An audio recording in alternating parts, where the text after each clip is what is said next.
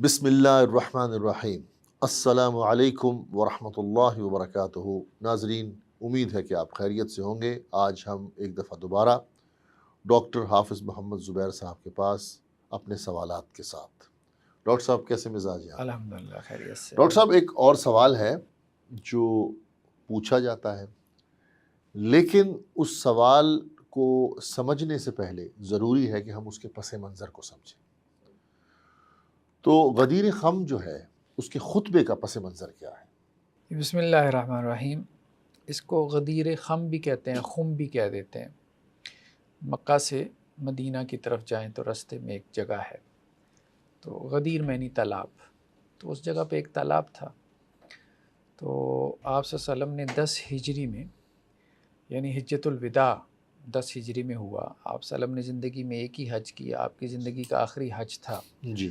تو حج کے بعد 18 ذی الحجہ جو ہے آپ صلی اللہ علیہ وسلم واپس جا رہے تھے مدینہ کی طرف، تو مکہ سے مدینہ کی طرف، تو راستے میں غدیر خم یا خم کہہ لیں، تو خم کے مقام پہ جو تالاب تھا وہاں آپ نے صحابہ کو ایک خطبہ دیا۔ یہ خم اور خم دونوں چلتا ہے اردو میں؟ ہاں، عربی میں بعض کتابوں میں آپ کو خم بھی لکھا ہوا مل جاتا ہے۔ اچھا، انجینئر صاحب نے یہاں پہ صحیح مسلم کے حوالے سے یہ روایت جو ہے وہ نقل کی ہے کہ آپ صلی اللہ علیہ وسلم نے خطبہ دیا، ٹھیک ہے، خم کے مقام پہ حجۃ الوداع سے واپسی پر۔ یہ بہت اہم نقطہ ہے حجۃ الوداع سے واپسی پر، اس کو ہم سمجھیں گے نیکسٹ ایپیسوڈ میں۔ اور 18 ذی الحجہ یا 10 ہجری کی بات ہے، اور اپنی وفات سے تقریباً 2 ماہ پہلے، ٹھیک ہے۔ اور اس میں آپ صلی اللہ علیہ وسلم نے کیا کہا کہ اب مجھے لگتا ہے کہ میرا وقت قریب آ رہا ہے، ٹھیک ہے، تو میں 2 چیزیں تمہارے درمیان چھوڑے جا رہا ہوں۔ ایک تو اللہ کی کتاب ہے، اس میں تمہارے لیے ہدایت ہے، روشنی ہے، ٹھیک ہے، اور دوسرا جو ہے وہ اہل بیت ہے۔ اوکے۔ تو اہل بیت کے بارے میں تمہیں جو ہے وہ نصیحت کر رہا ہوں کہ ان کے بارے میں اللہ سے ڈرتے رہنا۔ اہل بیت کے بارے میں اس کا کیا مطلب ہے، اہل بیت کے بارے میں اللہ سے ڈرتے رہنا؟ مطلب ان کے ساتھ حسن سلوک کرنا، کوئی زیادتی نہ کرنا ان کے ساتھ، ٹھیک ہے۔ یعنی رسول اللہ صلی اللہ علیہ وسلم نے امت کو یہ نصیحت کی، اس کو ہم وصیت اور نصیحت دونوں کہہ سکتے ہیں، بالکل کہہ سکتے ہیں، کہ آپ اللہ کی کتاب کو تھامے رکھنا اور اہل بیت کے ساتھ اچھا سلوک۔ اچھا، اس کی میں وجہ بتاتا ہوں، یہ کیوں نصیحت کی۔ یہی تو اصل میں مسئلہ ہے کہ آپ صلی اللہ علیہ وسلم نے یہاں نصیحت یہ کیوں کی۔ نہیں، لیکن اس میں ایک اور نقطہ بھی ہے نا، اہل بیت سے اچھا سلوک کرنا، وہ آپ ضرور بتائیے کہ کیوں نصیحت کی، لیکن اہل بیت کون ہے پھر، وہ بھی ہمیں؟ ہاں، وہ بھی اسی روایت میں آ رہا ہے آگے، ٹھیک۔ ہاں وہ بھی اسی روایت میں آگے آ رہے ہیں۔ تو پھر اس کے بعد جو ہے نا، ایک تابعی نے حضرت زید بن ارقم سے پوچھا کہ اہل بیت کون ہے، کہ آپ کی بیویاں اہل بیت میں شامل نہیں ہیں؟ تو انہوں نے کہا بھئی آپ کی بیویاں بھی اہل بیت میں شامل ہیں، ٹھیک ہے، وہ بھی شامل ہیں، لیکن یہاں جو ہے نا وہ مراد نہیں ہے۔ یہاں پہ وہ میں نے آپ کو بتایا کہ کنٹیکسچول میننگ، جیسے ایک آیت ہوتی ہے تو ہم اس کے معنی کو سمجھنے کے لیے کیا کرتے ہیں، اس کے شان نزول یا سبب نزول کی طرف جاتے ہیں، اس کے بغیر وہ آیت سمجھ میں نہیں آ سکتی۔ اسی طرح قرآن میں تو یہ کام بہت ہوا ہے، شان نزول کا، اسباب نزول پہ کتابیں لکھی گئیں۔ احادیث میں یہ کام بہت کم ہوا ہے، گیپ ہے، بہت بڑا گیپ ہے، ریسرچ گیپ کا، اس کو پورا کرنا چاہیے کہ آپ صلی اللہ علیہ وسلم ایک واقعہ ہو رہا ہے تو اس کے پیچھے بھی ایک سیریز آف ایونٹس ہے۔ جی، آپ کہہ رہے ہیں کہ قرآن مجید میں تو ایک کام ہوا ہے، بکس لکھی گئی ہیں شان نزول کے اوپر، تو احادیث میں بھی جو کچھ ہے، جو کچھ رسول اللہ صلی اللہ علیہ وسلم نے کیا، فرمایا، حتیٰ کہ حدیث تقریری، اس کے پیچھے ایک کانٹیکسچول ایونٹ ہے۔ تو اب آپ ماشاءاللہ M Phil P H D کرواتے ہیں، تو اس گیپ کے اوپر کام کروائیے انشاءاللہ۔ یہ مطلب آپ کہہ رہے ہیں یہ گیپ ہے؟ ہاں، مطلب احادیث میں بھی اسباب نزول پہ کام ہونا چاہیے، ٹھیک ہے۔ یہاں پہ حضرت زید نے کہا کہ دیکھیں بات یہ، وہ بالکل اہل بیت میں سے ہیں، لیکن یہاں وہ مراد نہیں ہے۔ اس کی وجہ وہ میں آپ کو بتاؤں گا کہ وہ پس منظر پہ ہم گفتگو کریں گے۔ یہاں پہ مراد وہ ہیں کہ جن پہ صدقہ حرام کر دیا گیا، ٹھیک ہے، یعنی زکوٰۃ جن کے لیے الاؤڈ نہیں ہے۔ تو وہ تابعی نے پوچھا وہ کون ہے، تو انہوں نے کہا آل علی، آل عقیل، آل جعفر اور آل عباس۔ تو انہوں نے کہا کیا ان سب پہ صدقہ حرام ہے؟ حضرت زید نے کہا ہاں۔ اب آل علی سے مراد صرف فاطمی یا غیر فاطمی بھی؟ نہیں، آل علی میں تو پھر جو ہے نا وہ دوسرے بھی آ جاتے ہیں، غیر فاطمی بھی؟ غیر فاطمی بھی ان پہ بھی صدقہ حرام ہے؟ ہاں، بظاہر تو یہی ہے۔ نہیں لیکن اس وقت آل علی تھے ہی فاطمی، یہ بھی تو نقطہ نکل سکتا ہے. نہیں وہ تو آپ دیکھیں نا کہ بعد میں تو ظاہری بات ہے کہ ان کی آل میں سی ہیں نا باقی جتنے بھی ہیں. نہیں باقی ان کی آل علی تو ہیں، لیکن کیا صدقہ غیر فاطمی میں بھی حرام ہے؟ بظاہر تو یہی محسوس ہوتا ہے، روایت سے تو یہی محسوس ہوتا ہے کہ آل علی سے مراد جو ہے وہ حضرت علی کی جو نسل میں. چاہے وہ فاطمی ہے چاہے وہ غیر فاطمی ہے. ٹھیک ہے. اب دیکھیں نا کہ باقی جو ہیں آل جعفر ہیں، آل عباس ہیں، آل عقیل. ہاں ظاہری بات ہے کہ وہ بھی تو اللہ کے رسول سے تو نسب نہیں نہ جوڑا. زیادہ سے زیادہ آپ یہی کہہ سکتے ہیں نا کہ فاطمی اس لیے ہے کہ اللہ کے رسول سے نسب جوڑا ہے. جی جی. تو لیکن یہ ہے کہ وہاں آل جعفر میں یا آل عباس میں تو واسطہ تو درمیان میں نہیں نا بن رہے اللہ کے رسول صلی اللہ علیہ وسلم، اوپر جا کے رشتہ مل رہا ہے نا. چچا زاد بھائی. ہاں اوپر جا کے رشتہ میں. اچھا یہ جو صحیح مسلم کی روایت ہے اس میں دو باتیں ہیں. ایک تو آپ وسلم نے کہا کہ بھائی اللہ کی کتاب کو تھام لو، ٹھیک ہے. دو چیزیں میں چھوڑ کے جا رہا ہوں، کتاب اللہ، اللہ کی کتاب. یہ ایکسپریشن بہت اہم ہے ہمارے میں، اور کچھ دوسرے جو طبقات ہیں یا گروہ ہیں یا مسالک ہیں ان میں بنیادی فرق کیا ہے. دیکھیں انہوں نے کہا کہ جی آپ صلی اللہ علیہ وسلم نے کہا کہ دو سورسز ہیں شریعہ کے، دو سورسز ہیں، ایک اللہ کی کتاب اور دوسرے اہل بیت. ٹھیک ہے. تو اس لیے انہوں نے کیا کیا کہ اہل بیت کے جو ائمہ تھے ان کے نزدیک، کسی کے نزدیک 12 ہیں، کوئی ان میں سے جو ہے وہ ابھی تک ائمہ چلا رہے ہیں، ان میں بھی بہت اختلاف ہے. جی ان میں بھی مختلف ائمہ کی تعداد میں ان کے بہت اختلاف ہے. یہاں پہ اللہ کے رسول صلی اللہ علیہ وسلم نے یہ نہیں کہا کہ دونوں سورس آف شریعہ ہیں، ٹھیک ہے. اللہ کے وسلم نے کہا جہاں کتاب کا ذکر کیا تو کیا کہا فی الہدیٰ والنور، کتاب میں ہدایت ہے، نور ہے. فخذوا بکتاب اللہ، اللہ کی کتاب کو پکڑ لو، واستمسکوا بی، اور مضبوطی سے اس کو تھام لو، ٹھیک ہے. تو اب یہ ہے کہ یہ سورس آف شریعہ ہے. جب بات آئی اہل بیت کی کہ دوسری چیز جو میں چھوڑ کے جا رہا ہوں، وہ اہل بیتی، یہ میرے اہل بیت ہیں، اذکرکم اللہ فی اہل بیتی، یہاں یہ نہیں کہا مطلب ان کی اتباع کرو، ان کے قول فعل اور عمل کی، یا اہل بیت کا جو عمل ہے وہ بھی سنت ہے. تو اہل بیت کو مصدر شریعت کے طور پہ، ماخذ شریعت کے طور پہ، سورس آف شریعہ کے طور پہ نہیں ذکر کیا، صرف اللہ کی کتاب کو سورس آف شریعہ کے طور پہ ذکر کیا. اہل بیت کے بارے میں جو بات کی وہ حسن سلوک کی، حسن سلوک کی کہ ان کے ساتھ تم نے حسن سلوک کرنا ہے اور ان کے ساتھ تم نے کوئی زیادتی کسی قسم کی نہیں کرنی. اس حوالے سے میں تمہیں کیا ہے اللہ سے ڈرا رہا ہوں. اب ہم آتے ہیں کہ کانٹیکس کیا تھا.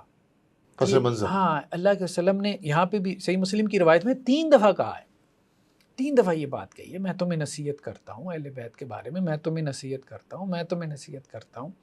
یہ کیا کوئی فیوچر کے حوالے سے آپ صلی اللہ علیہ وسلم کو کوئی خدشہ تھا یا کچھ ہو چکا تھا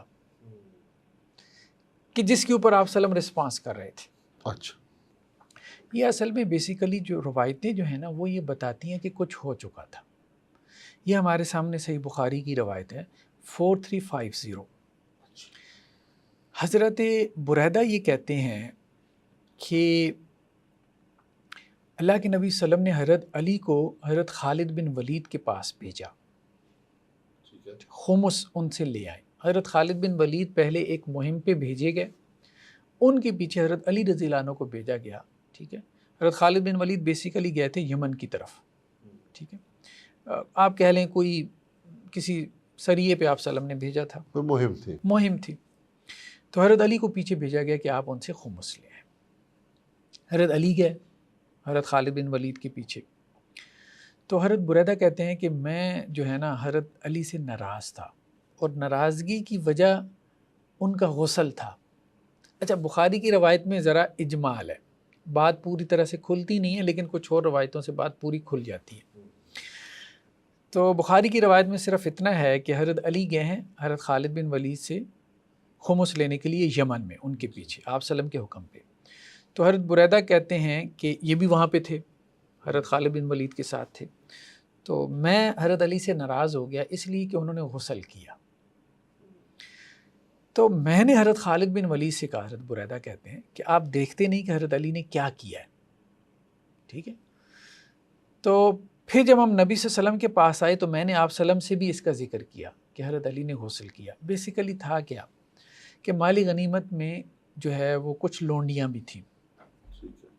تو حضرت علی رضی اللہ عنہ نے ایک لونڈی جو کہ آپ کہہ لیں کہ جی شکل و صورت میں اچھی تھی، اس کو اپنے لیے مختص کر لیا. اچھا. مختص کر کے رات جو ہے نا اس کے ساتھ گزاری اور صبح غسل کیا. اب یہ ساری بات امام بخاری نے اس طرح سے نہیں بیان کی، لیکن باقی روایات سے ہم کو مل جاتی. مل جاتی ہے. تو اس پہ جو ہے وہ حضرت بریدہ جو ہے یا کچھ اور جو کہ عمر میں ذرا بڑے صحابی تھے. دیکھیں حضرت علی رضی اللہ عنہ کی عمر ابھی چھوٹی تھی. کچھ صحابہ عمر میں بھلے مرتبے میں ان سے کم ہوں گے لیکن عمر میں ان سے بڑے تھے. ان کے نزدیک ظاہری بات ہے کہ وہ چھوٹی عمر کے تھے. تو انہیں اس بات پہ ناراضگی ہوئی کہ حضرت علی رضی اللہ عنہ نے یہ سارا مال غنیمت یا خمس جو ہے اس کا جو حصہ ہے وہ آپ سلم تک پہلے کیوں نہیں پہنچایا، پھر آپ سلم تقسیم کر کے ان کو دیتے. جی جی جو طریقہ کار ہوتا ہے عام طور پر. تو حضرت علی نے یہ خود سے فیصلہ کیوں کر لیا، اس پہ ان کو ناراضگی ہوئی اور انہوں نے پھر واپس آ کے آپ سلم سے بھی اس کی شکایت کی. میں ریپیٹ کرنا چاہوں گا اپنے سامعین کے وضاحت کے لیے کہ جو مال غنیمت ہوتا ہے، چاہے اس میں مال اسباب ہو چاہے غلام و لونڈیاں ہوں، وہ پہلے امیر کے پاس جمع ہوتا ہے، پھر امیر اس کو تقسیم کرتا ہے جس طرح چاہے. لیکن اگر کوئی اس میں پہلے سے کوئی چیز لے لے تو یہ شرعاً درست نہیں ہے. تو نہیں اس پہ ابھی ہم گفتگو کرتے ہیں. دیکھیں جب حضرت بریدہ آئے ہیں آپ سلم کے پاس تو انہوں نے آپ سلم سے اس کا ذکر کیا بطور شکایت کے کہ یہ ہوا ہے. تو آپ سلم نے کہا کہ اے بریدہ کیا آپ علی سے جو ہے وہ ناراض ہیں؟ بلکہ یہ الفاظ ہیں عربی میں اتبغض علی، کہ علی سے بغض تو نہیں پیدا ہو گیا اس بات پہ. تو حضرت بریدہ کہیں فقلت نعم، میں نے کہا پیدا ہو گیا. تو آپ صلی اللہ علیہ وسلم فرمائے لا تبغضوا، نہیں یہ نہ کرو، یہ نہ کرو. فإن له في الخمس أكثر من ذلك، دیکھو جتنا مال انہوں نے رکھا ہے نا خمس میں سے ان کا حصہ اس سے زیادہ بنتا ہے، کیونکہ وہ بھی اہل بیت میں سے تھے نا. 5واں حصہ جو ہے وہ آپ صلی اللہ علیہ وسلم کو جاتا تھا اور پھر آپ کے جو قریبی رشتہ دار تھے ان کو بھی جاتا تھا. تو اس لیے آپ صلی اللہ علیہ وسلم نے کہا کہ دیکھیں ان کا حصہ تو بنتا ہے، ٹھیک ہے، اور اللہ کے حکم کے مطابق جو جتنا ان کا حصہ حضرت علی کا بنتا تھا انہوں نے اس سے کم ہی رکھا. اچھا دوسرا جو مسئلہ ہے، یہ جو شبہ پیدا ہوا حضرت بریدہ کو کہ انہوں نے کیوں رکھا آپ صلی اللہ علیہ وسلم کی اجازت سے پہلے، اس کی وجہ یہ ہے کہ حضرت علی رضی اللہ عنہ نے اس لیے رکھا کہ آپ صلی اللہ علیہ وسلم نے ان کو امیر بنا کے بھیجا تھا. تو بعض اوقات ماتحت امیر کو بھی وہی اختیارات حاصل ہوتے ہیں جو کہ امیر کے ہوتے ہیں، یعنی امیر اپنی اتھارٹی جو ہے وہ آگے ٹرانسفر کرتا ہے. ٹھیک ہے. تو وہ چونکہ خود وہاں پہ امیر تھے تو اس لیے انہیں کسی سے پوچھنے کی ضرورت نہیں تھی. لیکن ماتحت جو امیر نہیں ہے وہ نہیں لے سکتا. ہاں وہ نہیں لے سکتا. یہی میں مسئلہ کلیئر کرنا چاہ رہا تھا. ایک عام آدمی ہے، ایک کمانڈر ہے، چلے علاقائی کمانڈر ہے یا کوئی عام سپاہی ہے، وہ یہ کام نہیں کر سکتا. وہ یہ کام نہیں کر سکتا. تو اب یہ بات بھی واضح ہو گئی کہ چونکہ ان کو امیر بنا کے بھیجا تھا رسول اللہ صلی اللہ علیہ وسلم نے اپنی جگہ، تو اگر انہوں نے اپنا حصہ نکال لیا تو اس میں کوئی مذائقہ نہیں تھا، لیکن ان کو صحابی کو غلط فہمی ہوئی اور ان کو اس سے وہ مسئلہ پیدا ہوا. اچھا پھر ایک اور روایت میں ہے کہ رسول اللہ صلی اللہ علیہ وسلم نے یہ بھی فرمایا، یہ مسند احمد کی روایت ہے، یہ حواشی میں، کہ حضرت علی سے بدگمانی نہ کریں آپ، کیونکہ وہ مجھ سے ہیں اور میں اس سے ہوں، اور پھر یہ بھی کہا کہ میرے بعد وہ تمہارا دوست ہوگا.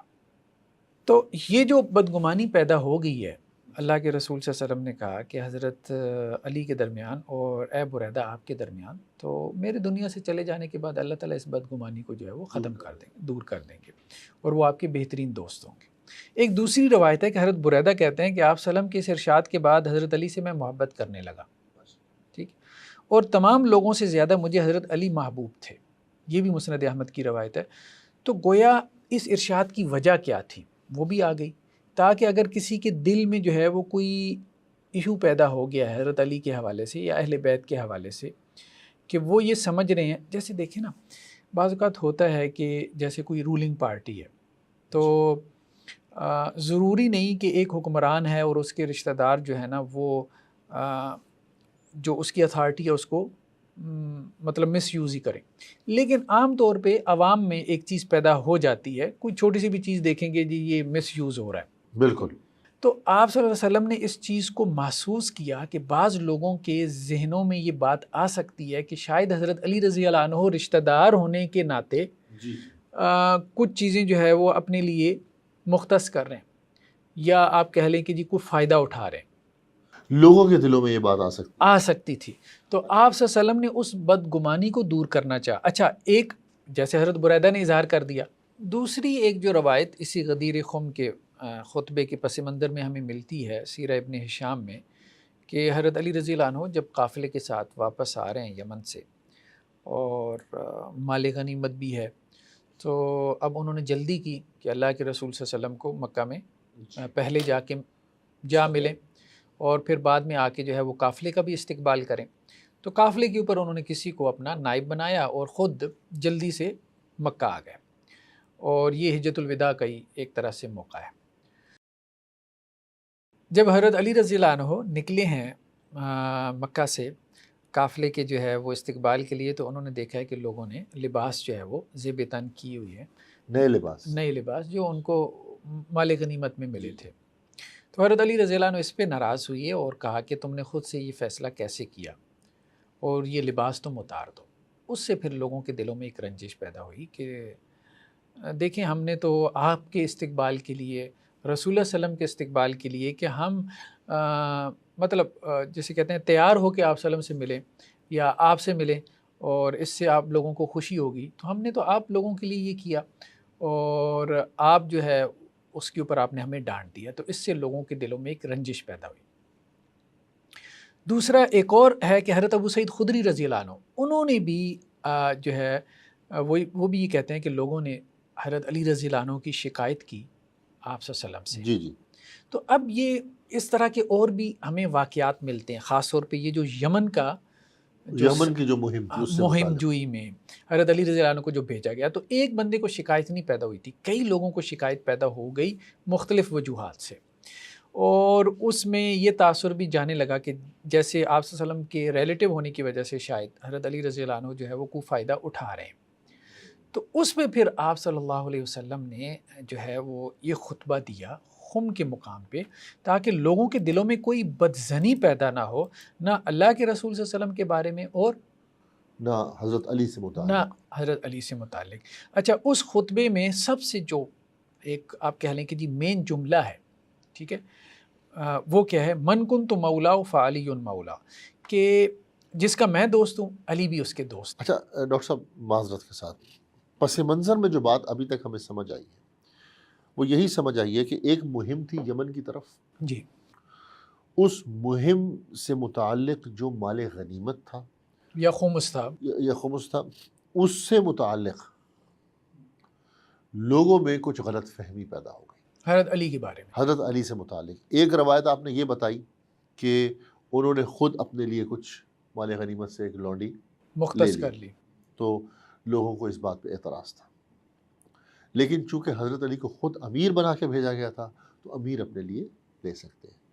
دوسرا، کچھ صحابہ کرام نے کچھ نئے لباس پہن لیے تاکہ جب وہ ہمارا استقبال کریں تو ہم نے اچھا لباس پہنا ہو۔ حضرت علی نے کہا تم یہ نہیں کر سکتے تھے، تو اس پہ کچھ رنجش پیدا ہوئی۔ تو کہنے کا مطلب ہے کہ کچھ انتظامی امور کی بنیاد پہ آپس میں رنجش پیدا ہو گئی حضرت علی سے متعلق، اور یہ بھی ایک تاثر پیدا ہوا کہ یہ رسول اللہ صلی اللہ علیہ وسلم کے قریبی ہیں، تو کہیں یہ کوئی غلط فائدہ تو نہیں اٹھا رہے۔ اور اس تاثر کی وجہ یہ تھی کہ یہ عام طور پہ ان صحابہ میں پیدا ہوا جو بزرگ تھے، جو عمر میں بڑے تھے، اور حضرت علی ابھی ینگ تھے۔ ٹھیک ہے۔ اچھا، اب یہ جو غدیر خم کا یہ جو خطبہ ہے، اس میں میں کہہ رہا تھا کہ جو سب سے آپ کہہ لیں بنیادی جملہ ہے، اب اس کو سمجھیں، من کنت مولا فعلی مولا۔ اب آپ دیکھیں نا کنٹیکسٹ کے ساتھ معنی کس طرح سے واضح ہوتا چلا جاتا ہے۔ اب اس پہ ہم علیحدہ سے ایپیسوڈ نیکسٹ کرتے ہیں کہ مولا کے کیا معنی، لیکن ابھی تک یہ کانٹیکسٹ جو بیان ہوا ہے اس میں اب آپ دیکھیں کہ آپ صلی اللہ علیہ وسلم کیا کہنا چاہ رہے ہیں۔ جیسے حضرت بریدہ سے آپ صلی اللہ علیہ وسلم نے کہا تھا کہ بغض تو نہیں ہے، وہ نہ رکھو، تو پھر حضرت بریدہ نے کیا کہا کہ اس کے بعد سے علی مجھے ایسے محبوب ہو گئے کہ جیسے مطلب سب سے زیادہ محبوب مجھے وہی ہوں۔ تو مقصد بھی یہی تھا آپ صلی اللہ علیہ وسلم کا اس خطبے کا کہ علی سے محبت پیدا کرو۔ تو یہاں پہ بھی مولا سے مراد محبوب ہے، ٹھیک ہے، کہ جس کا میں محبوب ہوں اس کا محبوب جو ہے وہ علی ہے۔ جس سے میں محبت کرتا ہوں، نہیں، جو مجھ سے جو مجھ محبت سے محبت کرتا ہے وہ علی سے بھی محبت کرے. یہ بیسیکلی کانٹیکسچول میننگ ہے جو اس روایت کے معنی کو بالکل کھول کر کے متعین کر دیتے ہیں. یہاں مولا سے مراد خلیفہ نہیں ہے. اور مولا کا لفظ تو رسول اللہ صلی اللہ علیہ وسلم نے اور بھی کئی صحابہ کے لیے کہا ہے، اور بھی کئی صحابہ کے لیے کہا ہے. تو یہاں پہ مولا سے مراد جو ہے وہ محبوب ہے، محبوب جس سے ہم دل سے محبت کریں. اور اس میں مقصود یہی تھا آپ صلی اللہ علیہ وسلم کا کہ اہل بیت کے بارے میں اگر تمہارے کوئی رنجش ہے تو وہ رنجش دور کر لو. ایسا کچھ بھی نہیں ہے، کیونکہ اب دیکھیں نا اہل بیت جو ہے وہ 3 حیثیتیں تھیں ان کی. ایک تو اہل ایمان میں سے تھے، دوسرے جو ہے وہ اصحاب میں سے تھے، اور تیسرا آپ صلی اللہ علیہ وسلم کے رشتہ دار بھی تھے. تو اس اعتبار سے ایک مقام تھا، ایک مرتبہ تھا. تو جیسے آپ صلی اللہ علیہ وسلم کا معاملہ یہ تھا کہ آپ بدزنی پیدا نہیں ہونے دیتے تھے. تو وہ یہی تھی کہ بدزنی آج اگر اہل بیت کے بارے میں تھی تو کل اللہ کے وسلم کے بارے میں بھی ہو سکتی تھی، کہ آپ صلی اللہ علیہ وسلم اس پہ خاموش رہے. پھر یہ سلسلہ رکتا نہیں ہے، رکتا نہیں.